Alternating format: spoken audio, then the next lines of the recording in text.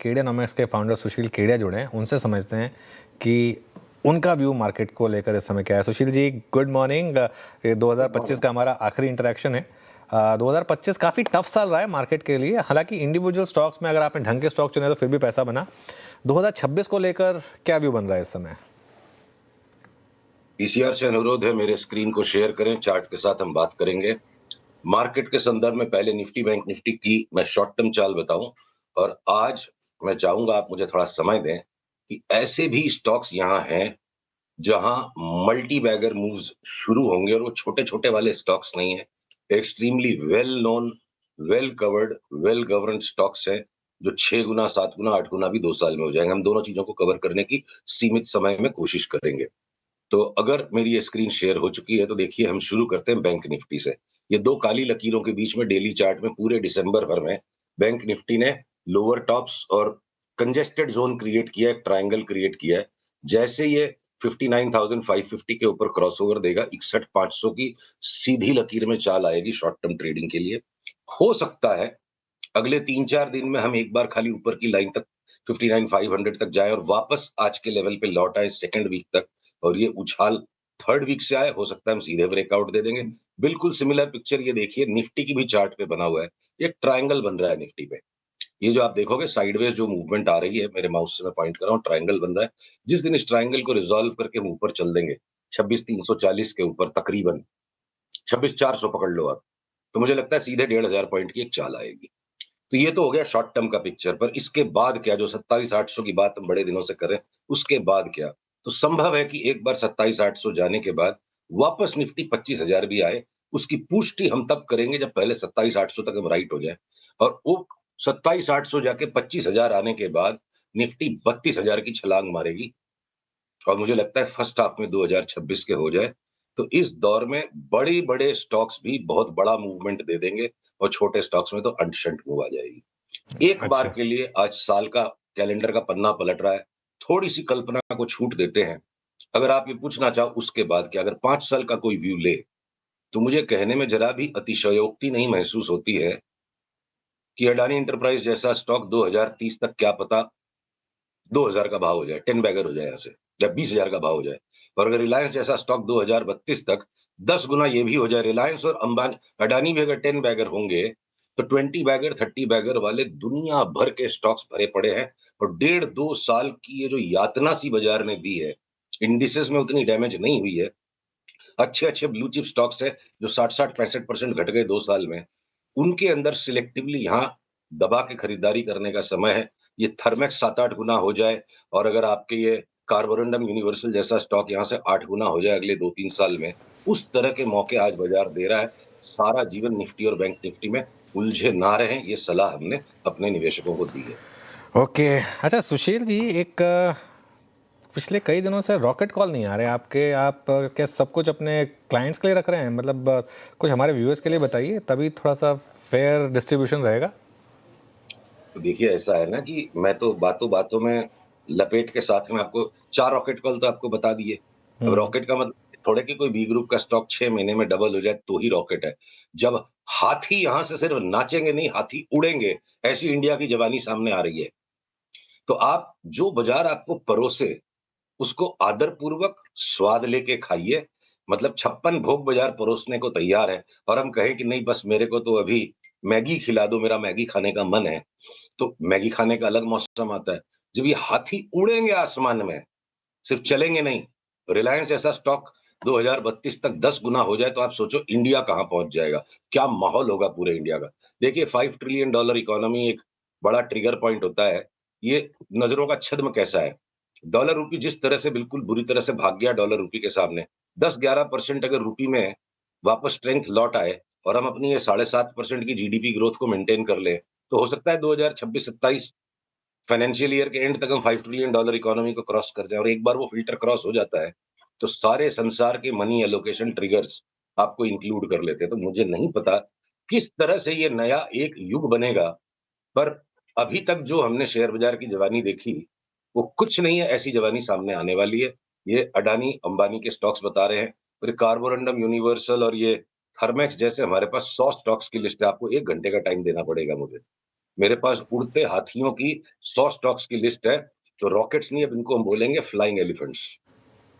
चलिए 1 घंटे का स्पेशल शो भी करेंगे, लेकिन अभी हमारे पास 10 मिनट हैं, तो उसमें कुछ 4-5 नाम और हो जाएँ। आपने अदानी एंटरप्राइजेस, रिलायंस आपने बोला 10 गुना हो सकते हैं, और थर्मेक्स ये और बात की कार्बोरंडम। बात हाँ, हाँ, लंबे समय की बात है, और थर्मेक्स और कार्बोरंडम। 1 से 2 साल के व्यू में कोई स्टॉक्स हैं जहाँ 40-50% के रिटर्न्स मान के चलें? उससे ज्यादा मिल जाएंगे, ऐसी बहुत बड़ी लिस्ट है। देखिए आईटी स्टॉक्स में जो कंटिन्यूड सरप्राइज ऊपर का बन रहा है, एक राउंड हो गया, अब यहाँ छोटा करेक्शन आएगा आईटी स्टॉक्स में, और उस करेक्शन के बाद जो सेकंड ईयर आईटी स्टॉक्स है, बिरला सॉफ्ट जिसे लोग भूल गए, ये अगर अगले साल 1.5 साल में आफ्टर द नेक्स्ट करेक्शन एक बार 400 तक आए और ये सीधे 1000 रुपए की छलांग मार दे, ये केपीआईटी अगर यहाँ से अगले 10-12 दिन के आईटी स्टॉक से करेक्शन के बाद आ जाता है वो करेक्शन, तो देखिए ये अगर यहाँ से 2.5-3 गुना हो जाए, तो आईटी में सेकंड ईयर स्टॉक्स में वो बड़ी मूव है। मैं आपको एक चीज और कहूं, जो पीएसयू बैंक्स पे मैं लास्ट 15 दिन से आपको नेगेटिव साउंड कर रहा हूं कि एक बार ये कैनरा बैंक, बॉब और पीएनबी 25% तक का, 20 से 30% का करेक्शन दे दे, उसके बाद वाली साइकिल में अगले 2 साल में छोटे वाले जो पीएसयू बैंक्स है ना, कि ये बैंक ऑफ इंडिया, यूओबी, ये भी वापस फाइव बैगर्स हो जाएंगे। पिछले 4 साल में फाइव बैगर्स हुए, अब वापस अगले 2 साल में फाइव बैगर्स हो जाएंगे। तो देखिए बहुत बड़ी कोई स्ट्रक्चरल कंटिन्यूअस अपलिफ्टिंग मूव कि जो पूरे भारत को कंधों पे उठा के चल पड़े, ऐसी मूव्स हम लॉन्ग टर्म चार्ट्स पे देख रहे हैं। तो शॉर्ट टर्म ट्रेडिंग की मेरी सलाह ऐसी है, अपनी संपत्ति के 10-15% से ज्यादा में शॉर्ट टर्म ट्रेडिंग न करें। अपनी टोटल कैपिटल को कम से कम 3 बास्केट्स में डिवाइड करें। 5 साल से आगे का व्यू, जहां 20-25 स्टॉक्स का मोकड़ा पोर्टफोलियो बना के बैठ जाओ। 3 से 5 साल का पोर्टफोलियो, और 3 साल से कम वाले में भी एटलीस्ट 2/3 आपकी डिलीवरी होनी चाहिए, क्योंकि ये 20 बार इन आउट करके 20 बैगर की चाल को आप बिगाड़ लेंगे। एक तरफा पैसा बरसने का अगर बाजार का माहौल बनने वाला है आगे, तो थक जाएंगे, इतनी बड़ी लिस्ट इकट्ठा होती चली जाएगी।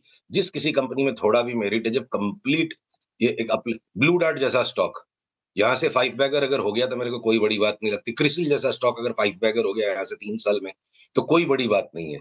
तो तो तो इन सब के जब टाइम टू टाइम ट्रिगर आएंगे, हम आपको अपडेट करेंगे।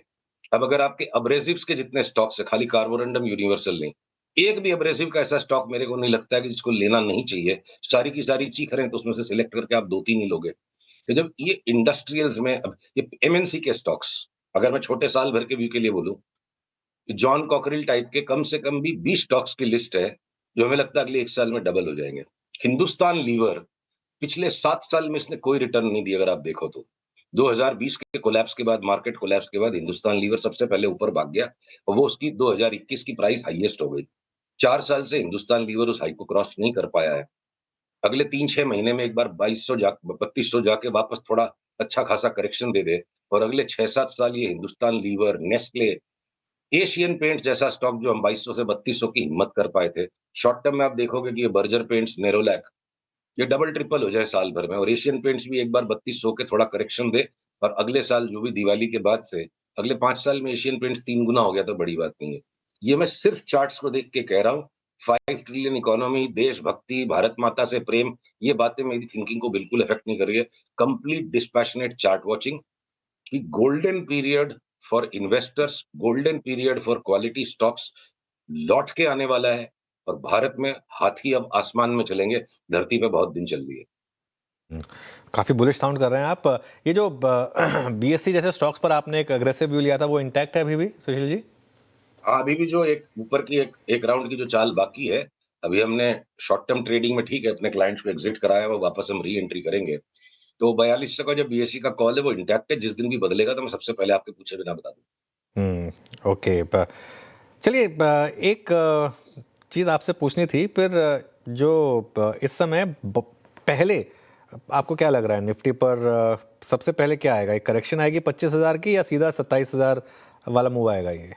देखिए वो करेक्शन तो हो गया ना, आज सवेरे का जो 25,900 के आसपास की जो तलहटी बन गई आज के लो पे, तो बस इसी जोन को अब आप बाजार का नया लो समझ लीजिए कि ये एब्सोल्यूट जीरो है। ये 25,800-900 के नीचे हम जाने वाले नहीं है।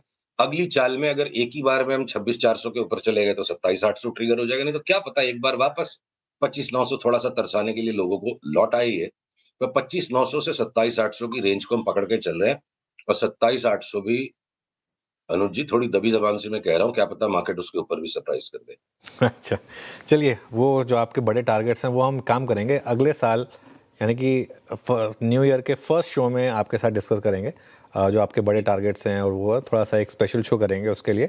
लेकिन आज हमारे साथ जुड़ने के लिए बहुत बहुत शुक्रिया सुशील जी, और इस सब स्टॉक्स पर बात करने के लिए बहुत बहुत शुक्रिया आपका। चलिए अब एक काम करते हैं, और आपको नववर्ष की शुभकामनाएं। हालांकि हम बात करेंगे वैसे नववर्ष पर दोबारा। दर्शकों को नववर्ष की बहुत शुभकामनाएं, और एक ही प्रार्थना है, जब हाथी उड़ने वाले हैं खरगोशों में टाइम मत खराब करो। चलिए ठीक है, तो हाथी पर फोकस करिए। शुक्रिया सुशील जी, लार्ज कैप पर फोकस करिए इन सिंपल टर्म्स।